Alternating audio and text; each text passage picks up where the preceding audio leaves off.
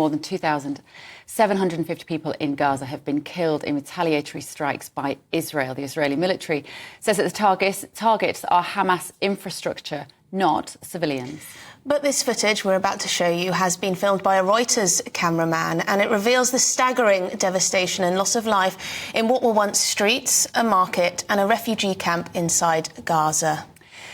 That's right. Well, for those of you who are listening on the radio, you are being spared some of the most astonishing pictures of absolute devastation. We're looking at the framework of buildings which remain after the insides of these properties have been completely obliterated.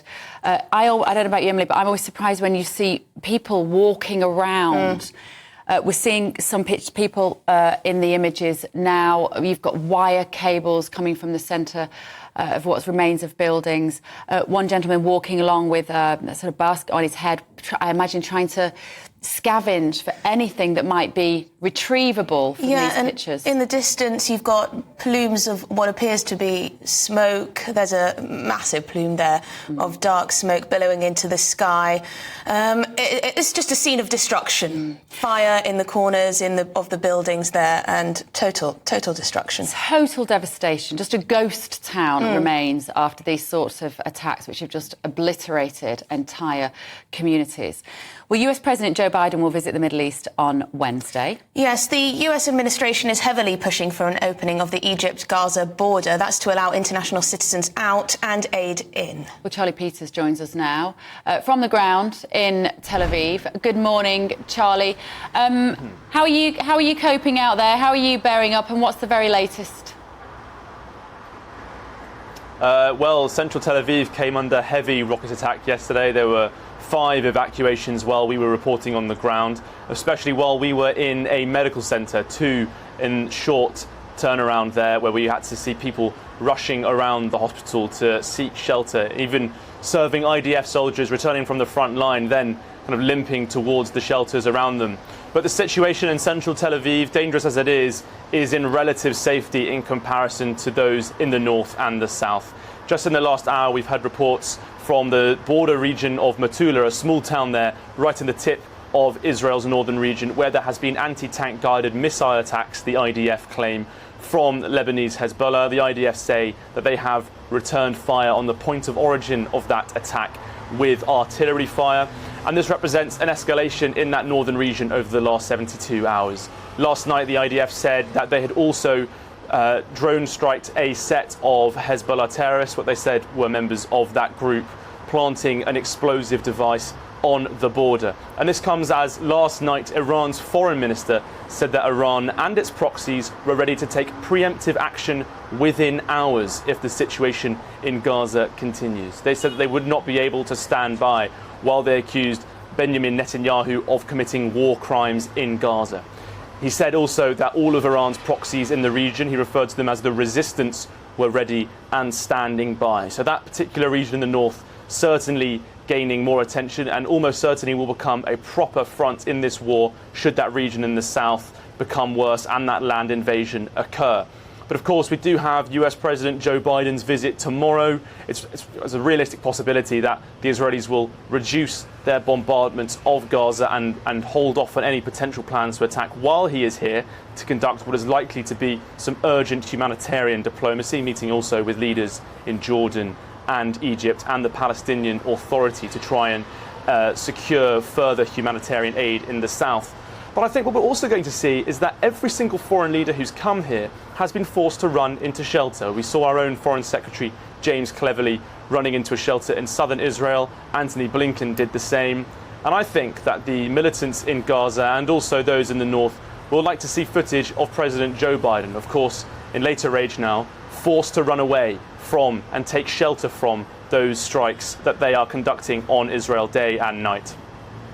Now, Charlie, Washington is also trying to rally Arab states to help head off what could be a wider regional war. I understand Joe Biden is also visiting Jordan. That's right, yes. Well, Abdullah, the king there, has been instrumental in securing further diplomacy for humanitarian situations in the last 72 hours when he met with Prime Minister Rishi Sunak in number 10 Downing Street On Sunday, he described the blockade as a war crime. And the next day, Rishi Sunak did phone the president of the Palestinian Authority. So Jordan, I think, has an underrated role in the humanitarian situation here. We haven't had much conversation about the role it's playing. It has a crucial oversight of the situation in Jerusalem and is also a sort of halfway house between the Western powers, particularly the US, and those other Arab states. It is a close ally of the United Kingdom and the US and has access to people in the Middle East that most diplomatic relations in the West just wouldn't be able to achieve so easily. But that will be particularly an urgent need, that humanitarian diplomacy, as the situation in southern Gaza disintegrates into mayhem. 49 people reportedly killed in Israeli airstrikes on the southern city of Yunus Khan overnight. And this comes as people in North Gaza are being told by the Israelis, you have to flee south. But at the same time, they are reportedly striking the south, asking people to flee into an area where they are putting bombs on the ground. So US Secretary of State Antony Blinken, when he was here last week, one of his goals was to secure humanitarian safe zones in the south. But so long as bombardments continue and water supplies are cut off and humanitarian aid cannot cross in from the Egyptian side, it seems unlikely that civilians will be safe as they are forced to flee towards that crossing. We were seeing the pictures yesterday, Charlie, of people amassing at the border at Rafah, with the border with Egypt. Do we have any news on whether that border might be opened to allow people to escape?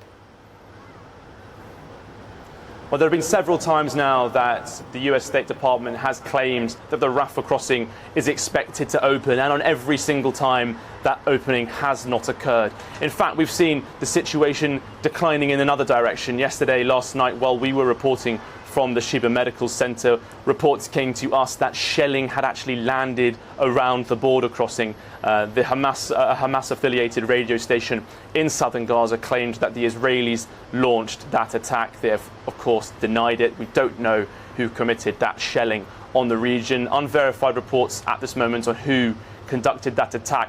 But, you know, as many people are talking about that crossing opening and many foreign nationals move to try and attempt to get out of the Gaza Strip, a battle zone that is becoming intolerable, according to the UN.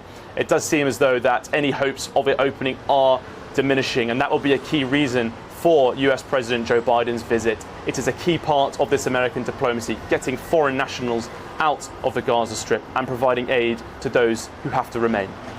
OK, thank you, Charlie. We'll be going back to Charlie throughout the morning there in Tel Aviv. So, police in Brussels have shot a man expected to be the gunman who killed two Swedish nationals on Monday evening. Yes, local media reported the man